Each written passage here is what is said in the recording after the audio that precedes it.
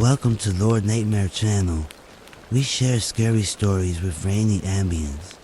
I hope this video helps you in some way to sleep, relax, or just be entertained for a while. If you enjoy it, please think about subscribing and hitting the thumbs up button to help my channel out. Now let's begin.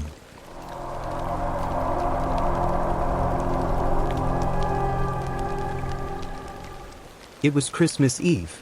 I had driven out to my parents' house, a cozy little home at the edge of town. They'd invited me to spend the holiday with them, just like we always did. The drive there was uneventful, with the usual snow falling softly onto the roads. Everything felt normal. The house was decorated just as I remembered, colorful lights hanging from the roof, a wreath on the front door, and the big Christmas tree glowing in the living room window. It looked like something out of a postcard. When I walked in, I was greeted by the familiar warmth of home. Mom in the kitchen, Dad by the fireplace, the smell of cinnamon and baked goods wafting through the air. But there was one thing that felt tough. My parents were quieter than usual. Mom looked like she hadn't slept in days, and Dad barely said anything. When I asked them if everything was okay, they brushed it off, saying they'd just been busy with holiday preparations. Dinner was tense. I tried to make small talk, but they didn't seem interested. Every so often, Mom would glance toward the window, like she was expecting to see something or someone outside. Later that night, as we sat in the living room sipping hot cocoa, I finally asked, "What's going on?" "You two seem different this year." They exchanged a look, like they were deciding whether to tell me something. Finally, Dad sighed and said, "It's nothing. Just, the holidays can bring up memories, that's all." I pressed him for more, but he waved me off. Mom, on the other hand, looked like she wanted to say something. Her hands trembled as she clutched her mug. "It's just, sometimes things happen that you can't explain," she murmured. Before I could ask what she meant, there was a loud knock at the door. Knock, knock, knock.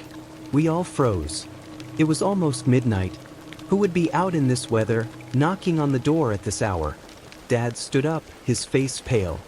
"Stay here," he said, his voice barely above a whisper. As he walked toward the door, Mom grabbed my arm and held me back. "Don't go near the windows," she said, her voice shaking. Dad opened the door just a crack, peeking outside. From where I was sitting, I couldn't see who or what was out there. "What do you want?" Dad said, his voice trembling. There was no response, just the howling wind and the faint sound of snow crunching underfoot. After a moment, he closed the door and locked it. "It's nothing," he said, but the look on his face told a different story. The rest of the night was restless. I could hear my parents whispering in their bedroom, but I couldn't make out what they were saying. I tried to sleep, but every creak of the house and every gust of wind outside made me jump. Around 3 a.m., I heard it again. Knock, knock, knock.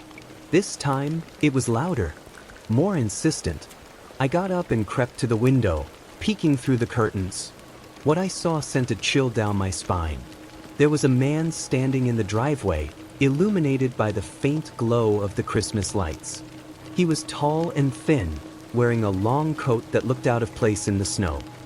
His face was partially obscured by shadows, but I could see his eyes, cold, unblinking, staring straight at the house. I stepped back, my heart pounding. When I turned around, I saw my parents standing in the hallway, their faces pale. "He's back," Mom whispered. "Who?" I asked, my voice shaking. Dad looked at me, his expression grim. "We don't know who he is, but he comes every Christmas Eve." They explained that it had started a few years ago. Every Christmas Eve, at almost the exact same time, this man would show up at the house. He never said anything. He would just stand outside, staring, sometimes knocking on the door. And by morning, he'd be gone, leaving no footprints behind. "We thought moving here would stop it," Mom said. "But he found us again." I didn't know what to say. It sounded insane, like something out of a horror movie. But the fear in their eyes was real. We decided to wait it out in the living room, all three of us together. The knocking came and went throughout the night, Always the same pattern. Knock, knock, knock. By morning, the man was gone. Just like they said, there were no footprints in the snow, no sign that anyone had been there at all. I left that day, shaken but determined to forget about it. But when Christmas Eve came around again this year, something happened that I can't explain.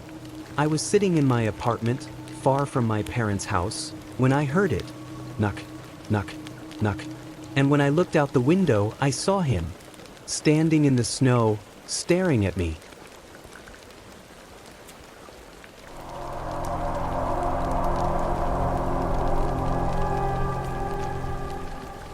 It was supposed to be a Christmas like any other, peaceful, joyful, filled with the warmth of family and the scent of gingerbread. Little did I know that this Christmas would be the one I would never forget. It was December 25th, and the snow had begun to fall softly outside. The glow of the Christmas tree lights flickered in the living room, casting gentle shadows on the walls. I had been looking forward to this day for weeks. After all, I was finally home after months of being away at college. It had been a long, stressful semester, and I couldn't wait to spend time with my family, enjoy the holiday meals, and exchange gifts. But something felt off that day. I couldn't put my finger on it, but there was an uneasy chill in the air.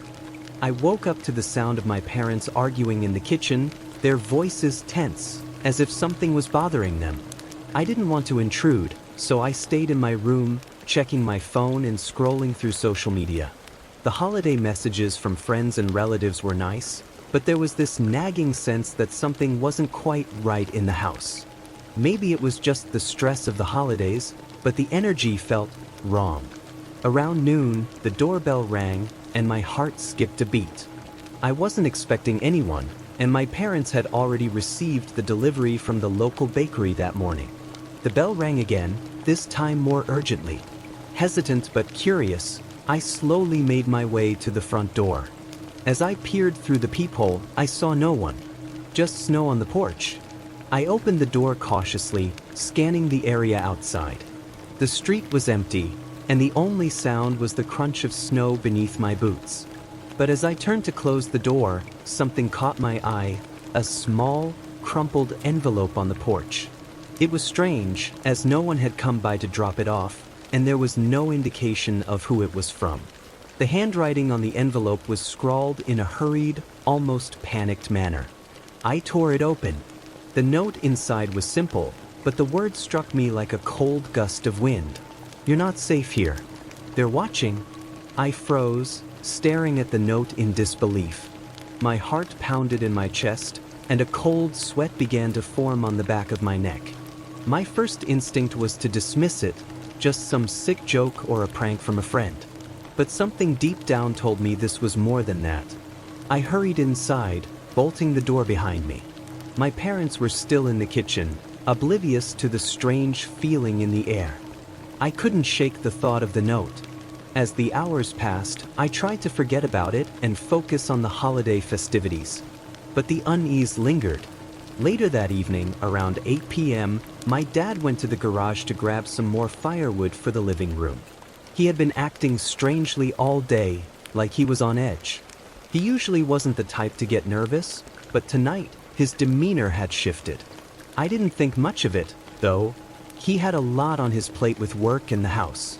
I heard the faint sound of shuffling in the garage, followed by the dull thud of something heavy being dropped. A few minutes later, the door to the house opened, and my dad entered. But something was wrong. His face was pale, his hands trembling as he held something in them, a blood-stained knife. It was the kind of knife you wouldn't expect to see in a holiday setting, the blade glistening in the dim light of the room. My mind raced, and I could barely process what was happening. "Dad? What's going on?" I asked, my voice shaking. His eyes were wide, unfocused, as if he wasn't really seeing me at all. I didn't mean to," he stammered, dropping the knife onto the floor. "It wasn't supposed to happen, but I didn't have a choice. They were going to kill us. They made me do it." I was completely frozen, not knowing whether to run or try to help him. Before I could react, I heard a loud crash from the back door. A group of men, wearing dark clothes and masks, burst through the door. They stormed in, dragging my father away. I didn't have time to think, I just ran. I bolted out the front door and into the snow, my heart pounding. The cold air stung my face, but it barely registered. I needed to get out. I needed to survive. As I ran down the street, I could hear their footsteps behind me, closing in. But when I turned a corner, they were gone. The sound of their pursuit vanished like a whisper in the night. My legs were numb by the time I found shelter in an abandoned house. I crouched down, trying to catch my breath, my mind racing. What had just happened? Who were these people? What did they want? And why had my dad reacted like that? I stayed in the house for what felt like hours, my only company the howling wind and the creeping shadows. The terror I felt in that moment was unbearable, the fear of being hunted and not knowing who I could trust. When I finally summoned the courage to leave the abandoned house and make my way back to my own, I knew things would never be the same. The police arrived the next day. The house had been ransacked, and my father was nowhere to be found. They tried to piece together what had happened, but it was impossible to make sense of it. The men who had come to our home left no trace behind. No fingerprints, no evidence, just that single bloodstained knife. The authorities believed it was a robbery gone wrong, a home invasion that escalated into something far darker. But I knew the truth. They had been after us for something. Something my father had been involved in, something he couldn't escape. The note on the porch had been a warning, and it had all been connected. The years have passed, and I've tried to move on. I've moved far away from that house, from the Christmas that would haunt me forever. But the nightmares still come, the images of those men chasing me through the snow, their cold eyes never leaving me. Every December, the terror creeps back into my mind like an old friend, reminding me that some horrors aren't confined to the stories we tell. And as for my father, well, I never saw him again. They never found him. Some nights, I wonder if he was part of something deeper, something far more sinister. And sometimes, when I close my eyes, I swear I hear the echo of those footsteps behind me, just waiting for the right moment to strike again.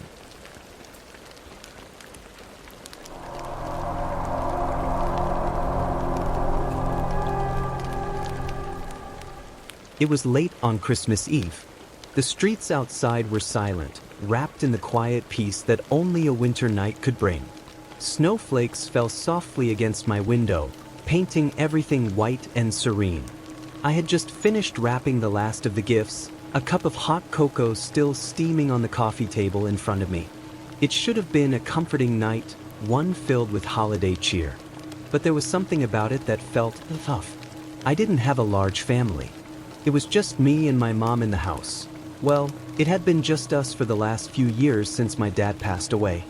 I wasn't particularly excited for Christmas this year. The holidays were always a little lonely, but that night, something felt different. The air inside the house was thick with an odd, almost oppressive stillness. I was sitting on the couch, scrolling through my phone, when I heard it, the faint sound of something tapping against the window. At first, I thought it was just the snow or maybe a branch swaying in the wind. But no, it was too rhythmic, too deliberate. I stood up and walked toward the window, curiosity pushing me forward. The street outside was empty, the dim streetlights casting long shadows on the snow. There was no one in sight, not a soul walking by, nothing. The tapping had stopped, but now I felt this strange sense of being watched. It was like the silence itself was closing in on me. I tried to shake it off. "It's nothing," I whispered to myself. "Just your imagination." But deep down, I knew something was wrong. I returned to the couch, but the tapping started again, this time louder and more persistent. It wasn't just a tap anymore. It sounded like something was scraping, like nails running down the glass. I froze. The sound was coming from the window on the second floor of the house. I hadn't been upstairs in a while, not since earlier in the day when I'd gone up to check on some old decorations my mom had left out. The thought of going up there alone sent a chill through me, but I couldn't ignore the gnawing feeling in the pit of my stomach. I grabbed a flashlight from the drawer and made my way up the stairs. The floorboards creaked under my feet as I walked down the hall toward the bedroom. The house felt colder than it should have been, like the heat wasn't reaching the upper floors. I flicked on the light in the hallway, but it didn't help the creeping unease I felt. The air seemed heavier, as though something was lingering in the dark corners, watching, waiting. As I neared the window at the end of the hallway, I saw something that made my heart stop. The curtain was moving slightly. At first, I thought it was just the draft, but the movement was too deliberate. Someone, or something, was standing outside. I stepped closer, the flashlight trembling in my hand. Slowly, I pulled the curtain aside. Nothing. The window was completely untouched, the snow outside as still as ever. I breathed a sigh of relief. Maybe I was just being paranoid, I thought. But then I heard it again. It was coming from the window. And this time, it wasn't from the outside. It was from inside. I spun around, the flashlight beam flickering wildly as I scanned the room. My pulse raced in my ears as I searched for any sign of an intruder. But nothing. The room was empty. I was about to turn and leave when I noticed something strange. The corner of the room, where the shadows seemed darkest, was oddly out of place. The Christmas decorations, some ornaments I had hung just that morning, were slightly disturbed. One in particular, a small Santa figurine, was lying on its side, facing the corner of the room. It hadn't been like that when I left earlier. My throat tightened, and the air felt suffocating. I took a few steps backward, glancing nervously at the window, but that's when I heard it. A soft whisper. It was barely audible, like a breathy voice in the dark. "You shouldn't have come up here." I froze. There was no way anyone else was in the house. My mom was asleep, and the doors were all locked. My heart pounded, my chest tightening as I tried to make sense of it. I backed away, tripping over the rug in my panic, but when I looked back at the window, it was open. The window was wide open. I couldn't breathe. My brain was racing with possibilities, but none of them made sense. No one could have gotten in. I checked the locks myself. I turned to leave, but as I stepped into the hallway, I heard something that made my blood run cold. Footsteps. Someone was upstairs with me. The soft, methodical sound of footsteps, pacing slowly. Not hurried, not rushed, just deliberate. I rushed back down the stairs, nearly falling as I took them two at a time, and burst into the living room, but no one was there. I looked out the front window. The street was empty, and the snow had started to fall harder. There was nothing. No signs of anyone, no footsteps in the snow. But the feeling didn't go away. I went to check on my mom, but she was sound asleep in her bed, completely unaware of anything strange. That night, I didn't sleep a wink. I kept hearing those footsteps in my mind over and over again. They were still with me, as if they were etched into my brain, and I couldn't shake the feeling that someone, or something, had been there with me in that house. The next morning, I woke up to a strange sight. The front door, which I had locked the night before, was standing wide open. The cold air rushed in, mixing with the scent of Christmas trees and gingerbread. I stepped outside cautiously, heart racing as I scanned the yard. The snow was fresh, untouched. Except for one thing. At the base of the front steps, just outside the door, there was a single, small gift wrapped in red paper with a green bow. It had my name written on it in scrawled handwriting. I didn't open it. I didn't need to, because I knew. It was the same feeling I'd gotten when I first heard those footsteps. I wasn't alone, and I don't think I ever will be again.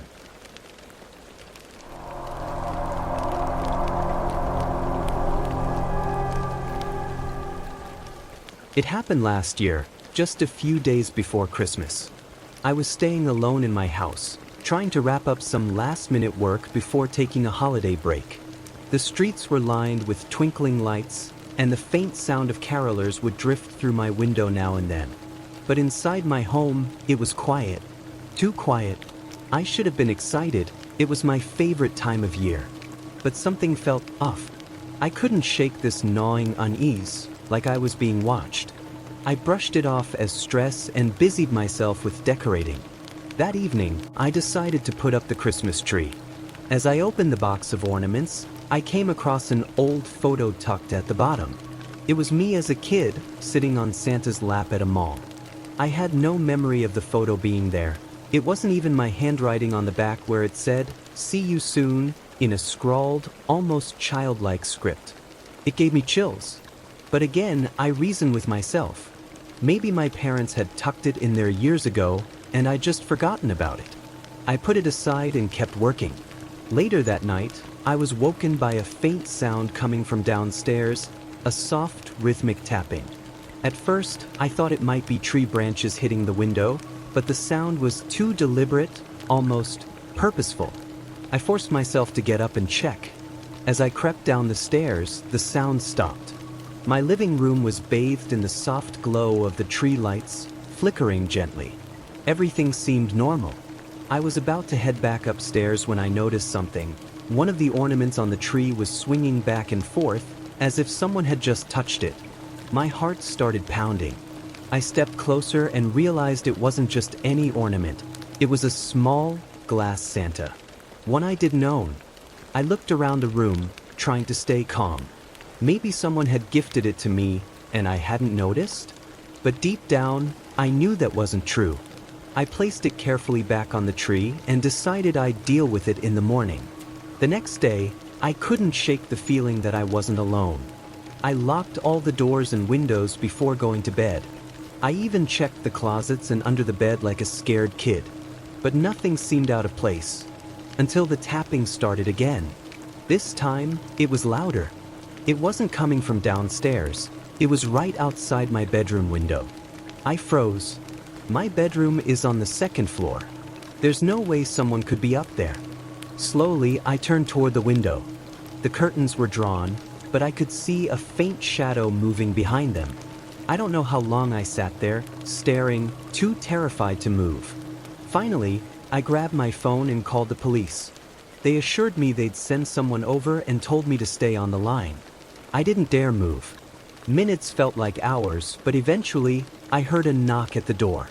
The police had arrived. They searched the property but found no signs of anyone. No footprints in the snow. Nothing. One of the officers suggested it might have been a bird or an animal. I nodded, pretending to believe them, but I knew better. That shadow, it was too human. The next evening, I decided to stay at a friend's house. I was too scared to be alone. Before I left, I grabbed a few things and turned off all the lights. But as I was locking the door, I glanced back at the living room. The tree lights were still on. And there, hanging front and center, was the glass Santa ornament. I swear I'd taken it off earlier and thrown it away. I shut the door and left as fast as I could. At my friend's house, I told them everything. They laughed it off, saying I was probably just imagining things. But that night, I had the worst dream. I was back in my house, standing in front of the tree. The room was cold, and I could hear faint whispering, like children giggling. When I turned around, there was a figure standing in the corner, a man in a tattered Santa suit, his face obscured by shadows. He didn't move. He just stood there, pointing at the tree. When I woke up, I was drenched in sweat. I wanted to believe it was just a nightmare, but it felt so real. I finally returned home a few days later, on Christmas Eve. I was determined not to let fear ruin the holiday. I invited some friends over for dinner to keep the house lively. As we were eating, one of them asked where I'd gotten the creepy Santa decoration. Confused, I followed their gaze to the tree. There it was again, the glass Santa ornament. Only this time, it wasn't hanging on the tree. It was sitting on the mantel, facing us. None of us had touched it. That was the last straw. I packed a bag and left that night, deciding to spend Christmas with my family instead. When I returned a week later, the house was just as I'd left it. The tree had dried up, its needles scattered across the floor. But the ornament was gone. To this day, I don't know what happened or who or what was in my house. But every Christmas, I can't help but feel like I'm being watched. And sometimes, late at night, I hear faint tapping at the window. If you enjoyed this story and felt the chills, let me ask you, have you ever experienced something like this? Maybe an eerie noise in the night, an ornament out of place, or a shadow where there shouldn't be one. If you have, I'd love to hear about it. Share your story in the comments below. Who knows, maybe we're not as alone as we think. And don't forget to like, subscribe, and hit that bell icon so you don't miss more stories that might just make your skin crawl. Until next time, stay safe and watch your windows.